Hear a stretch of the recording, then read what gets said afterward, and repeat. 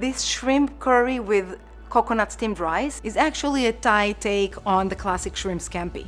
Instead of using lemon, we will be using lemongrass and kefir lime leaves and replacing cream with coconut milk, introducing Thai flavors to your customers via a familiar, lovable dish. Start by cooking the rice. Place the soaked and dried rice in a saucepot with the water and coconut milk. Bring to a simmer and reduce. Cook covered until done. In the meantime, you can make your curry paste. Using a mortar and pestle, grind the ginger, the lemongrass, the chili, garlic, shallots, kefir lime leaves until it becomes a nice paste. Take the coconut cream and put it in a wide sauté pan over medium-low heat. When the oil starts to separate, add in your curry paste. Sauté for about 1 minute until fragrant.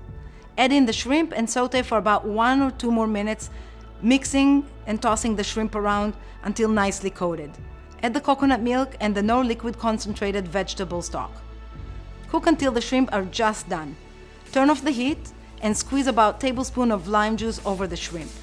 Mix well and serve the shrimp over the rice, garnished with fresh cilantro leaves.